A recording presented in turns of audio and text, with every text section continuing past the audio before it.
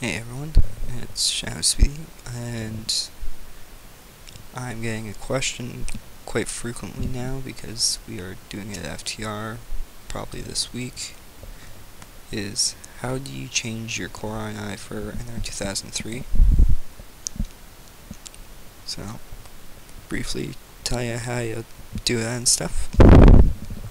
And it sounds complicated and it'll look complicated, but it's actually quite simple. So first thing you're going to do is you're going to want to find your NR 2003 folder. Usually by default, it's in your C drive, then Papyrus, then 2003, and then you go down, it'll say core, and be this little thing. You open it up normally. Normally it will open up as Notepad. If it doesn't open up as Notepad, open it up as Notepad. For this tutorial, you can do it other ways. Notepad's a lot easier. So now you get this, and you're gonna be going, oh my god, what have I got myself into? It's actually quite simple. Scroll down a little bit, and then you'll see net underscore LAN underscore client underscore send underscore every equals 2. Change that 2 to a 1. Go down 2 spaces. Two spaces. I don't know. Maybe that'll help you. Change that 2 to a 1 also. And yeah. It's also net underscore LAN underscore server underscore send underscore every equals 2. Change it to a 1. And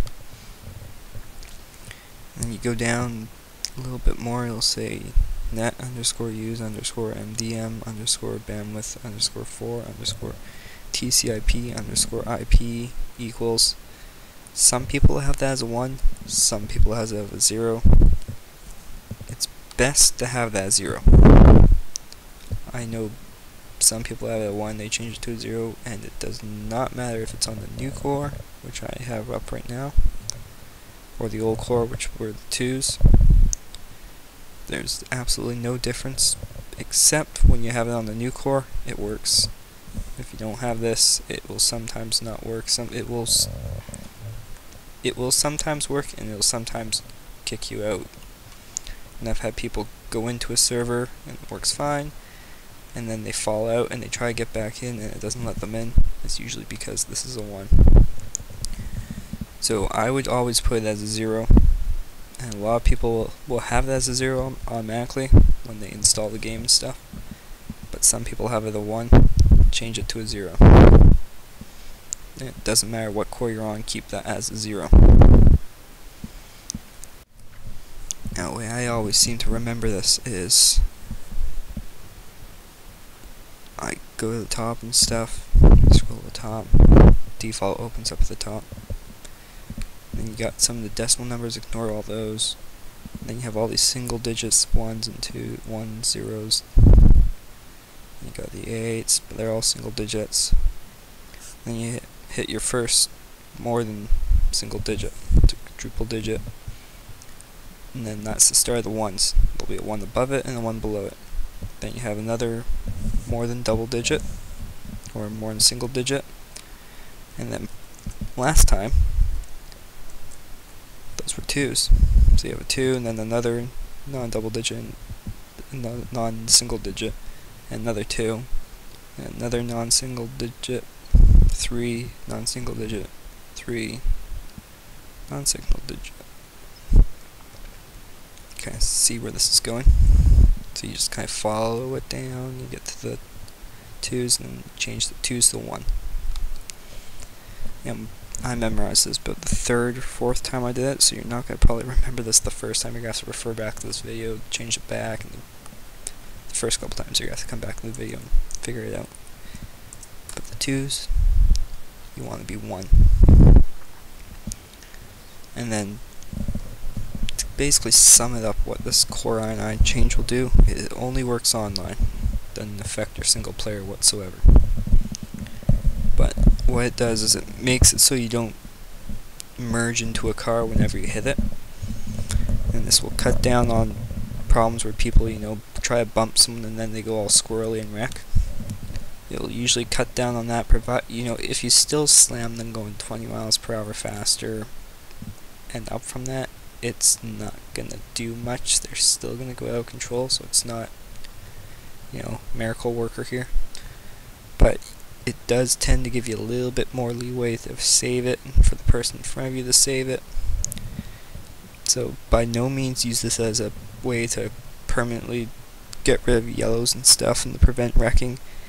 If you still have idiots that wreck, it doesn't matter if this quarter change, you'll still get them wrecking.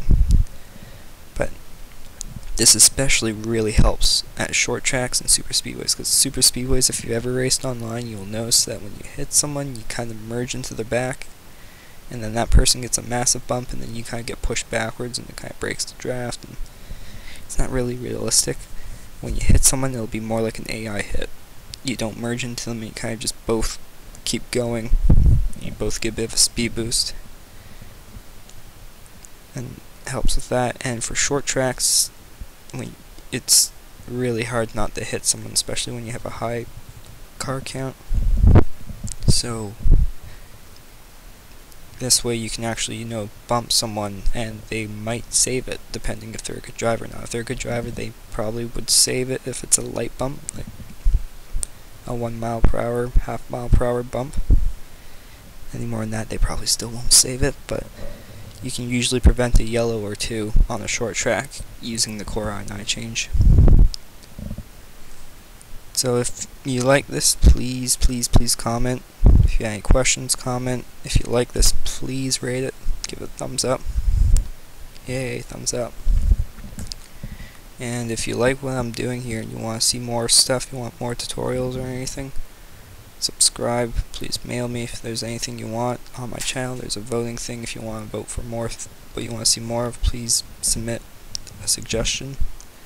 I'd love to see more suggestions than just the one crash comp. And yes, there is a crash comp being made. It will probably be up by this week, just for all those people who wanted to see the crash comp. It's almost done. I've got all the clips and stuff. I just need to kind of reorganize them so they go along with the music, because I'm real nitpicky with that. I like all my clips to go with the music. If they don't go with the music, I don't like using them. And there's some that were kind of iffy. Anyways, enough of that. This is supposed to be a tutorial, not a briefing on that. So, see you later.